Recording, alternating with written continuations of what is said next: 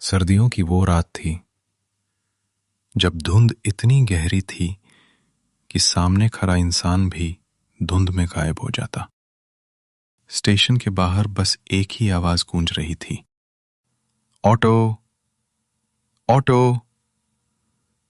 अपनी पुरानी पीली हरी ऑटो लेकर उम्मीद में कि कोई सवारी मिल जाए।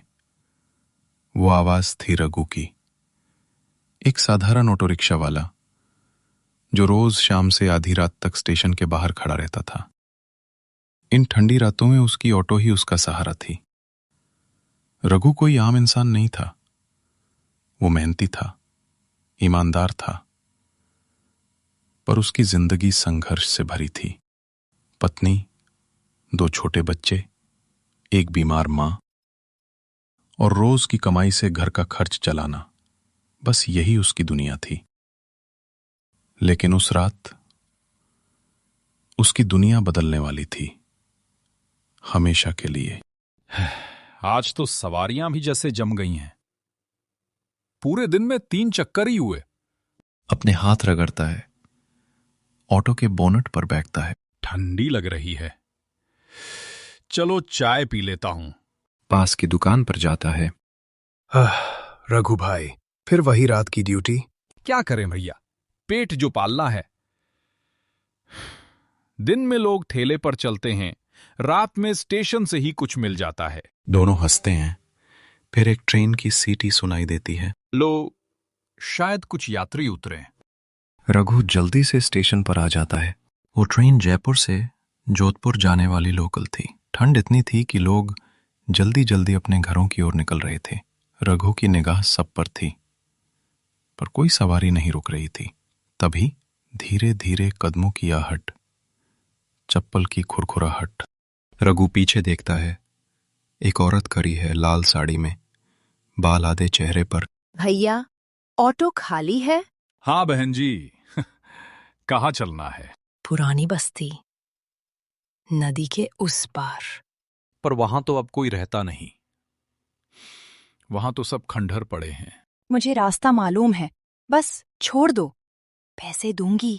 आवाज में एक अजीब ठंडापन था, जैसे शब्द नहीं, हवा बोल रही हो। ठीक है, बैठ जाइए। ऑटो स्टार्ट करता है और दोनों धुंध में गायब हो जाते हैं।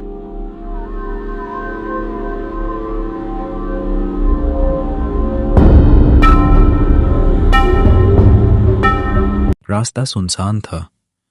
पेड़ों की डालियों से ओस टपक रही थी। रघु को बार बार लग रहा था जैसे कोई पीछे से देख रहा हो। बहन जी, आप वहां रहती हैं? कभी रहती थी। अच्छा, शादी के बाद मायके आ रही हैं क्या? महिला चुप, सिर्फ ठंडी हवा। बहन जी, सीट खाली, कोई नहीं।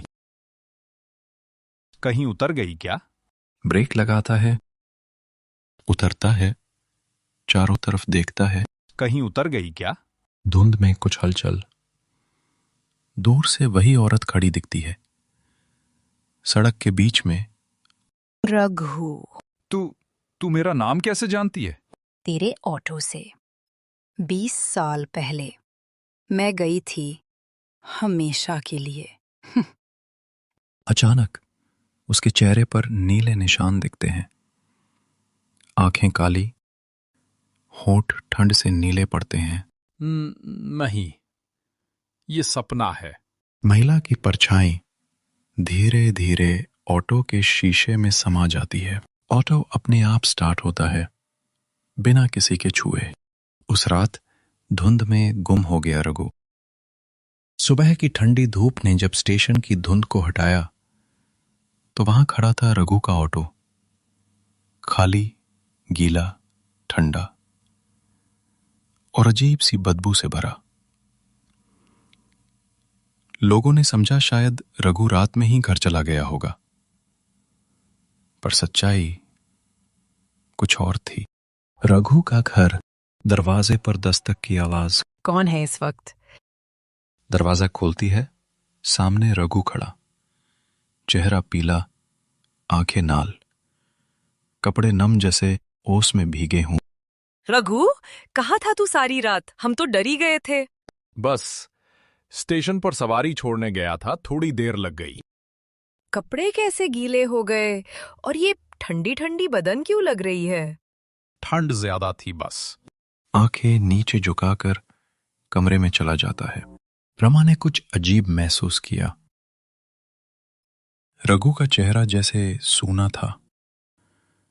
वो मुस्कुरा तो रहा था मगर उसकी मुस्कान में कोई गर्मी नहीं थी, बस एक ठंडी चुप्पी थी। रात का समय सब सो रहे थे।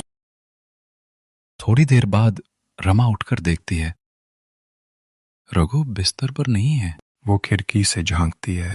रघु बाहर अपने ऑटो के पास बैठा है और किसी से धीरे धीरे बात कर रहा है। आज भी आएगी ना तू? मैं इंतजार करूंगा। रमा की सांसें रुक जाती हैं। किससे बात कर रहा है ये? वो धीरे से बाहर जाती है, पर वहां कोई नहीं, सिर्फ रघु और खाली ऑटो। रघु, किससे बात कर रहे हो? अरे कोई नहीं, बस यूं ही। ऑटो की पिछली सीट गीली है, जैसे किसी ने अभी अभी वहां बैठा हो।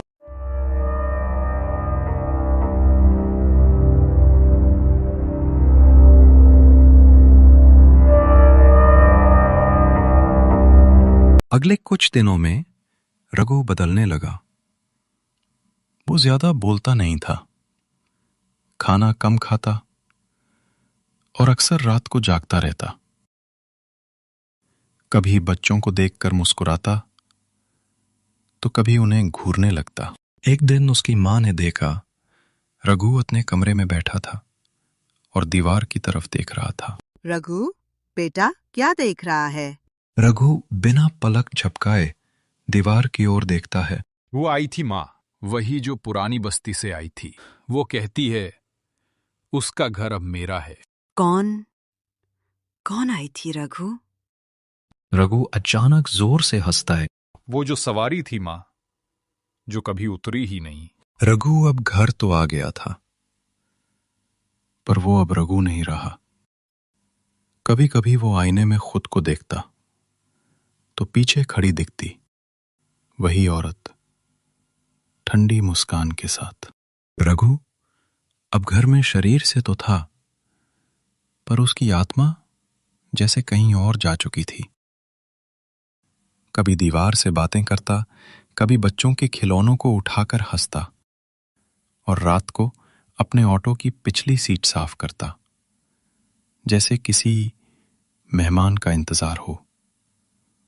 रमा समझ गई, अब कुछ गड़बड़ है, और इस गड़बड़ की जड़ शायद वही है, स्टेशन और पुरानी बस्ती में, जहां से ये सब शुरू हुआ था। रमा स्टेशन पहुंचती है। वो चाय वाले से कुछ पूछती है। भैया, वो रघु जो यहाँ ऑटो चलाता है, उस रात उसने किसे छोड़ा था पुरानी बस्ती में? उस रात? हाँ, मैंने देखा था एक औरत आई थी, आधा चेहरा बालों से ढका हुआ, लाल साड़ी पहने हुआ। पर अजीब बात ये थी, वो ट्रेन से उतरी ही नहीं थी। मतलब? मैं तो रोज ड्यूटी पर रहता हूं बहन जी। उस रात कोई ऐसी सवारी नहीं उतरी थी। फिर भी वो अचानक रघु के पास आ गई और दोनों धुंध में गायब हो गए। मुझे उस पुरानी बस्ती जाना होगा। रमा अकेली निकल पड़ी, धुंध भरी सड़कों से होते हुए उस जगह की ओर जहां अब कोई नहीं रहता था। सिर्फ पुराने पेड़, टूटी दीवारें और ठंडी हवा में बसी एक पुरानी बदबू। रमा धीरे धीरे बस्ती के अंदर जाती है। हर घर खंडार में बदल चुका है और बीच में एक पुराना कुआं। वो एक बूढ़ी औरत को देखती है जो आग के पास बैठी है। माँ जी, यहाँ पहले कौन रहता था? बहुत लोग रहते थे बेटी, पर 20 साल पहले एक हादसा हुआ था। कौन सा हादसा? एक लड़की थी, सुधा नाम था उसका, स्टेशन पर काम करती थी। कहते हैं किसी ऑटो वाले ने उसे देर रात घर छोड़ने का वादा किया था, पर रास्ते में ऑटो पलट गया। लड़की वहीं नदी किनारे मर गई और ऑटो वाला भाग गया। रमा का चेहरा फीका पड़ जाता है। ऑटो वाले का नाम पता था? हाँ बेटी, नाम था रघु। रमा के कानों में आवाज गूंज उठी। तेरे ऑटो से 20 साल पहले मेरा खून बहा था। वो वही औरत थी, सुधा। रमा घर लौटती है। शाम का वक्त। रघु, तू उसे छोड़ क्यों नहीं देता? वो अब कभी नहीं जाएगी रमा। वो तो मेरे साथ रहती है, हमेशा से। उसे महसूस होता है कि ऑटो की पिछली सीट पर कोई बैठा है।